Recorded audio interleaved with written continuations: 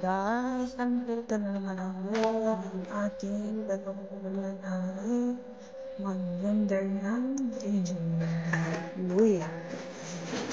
So, para ang luya, para luto tayo, tsaka hindi tayo masisiraan.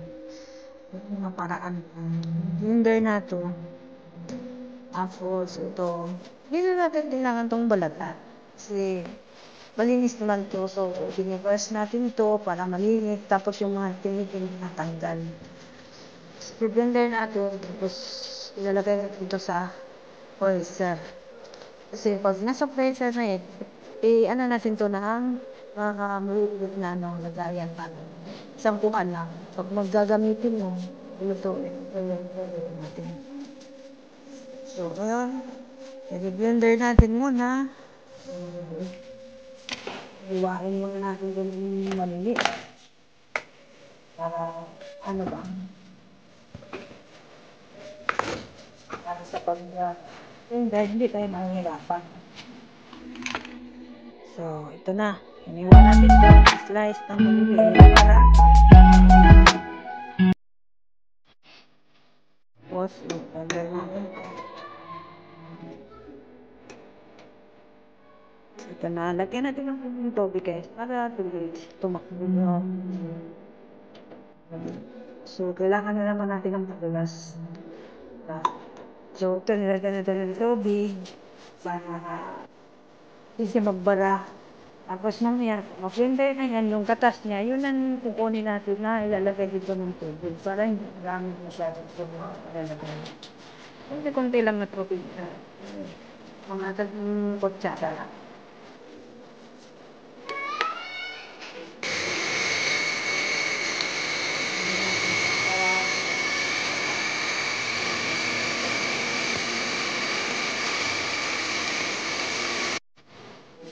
So, ganitong kalabasan ng blender.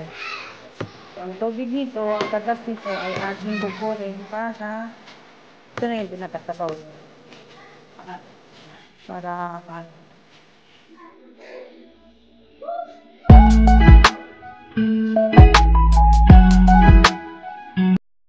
hindi na tayo maglalagay ng tubig. So, yun lang yan.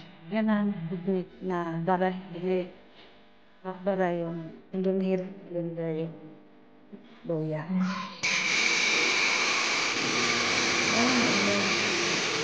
Kailangan natin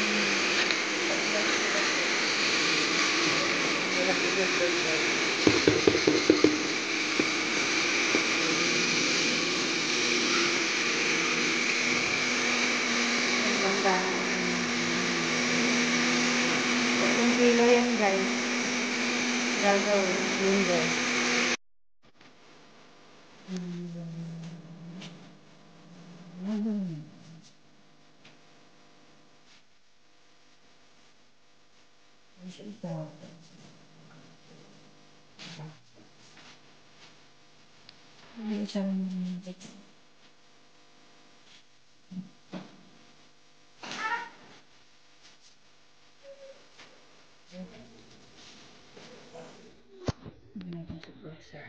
Dito na natin nilagay para mabuo siya sa isa na lang.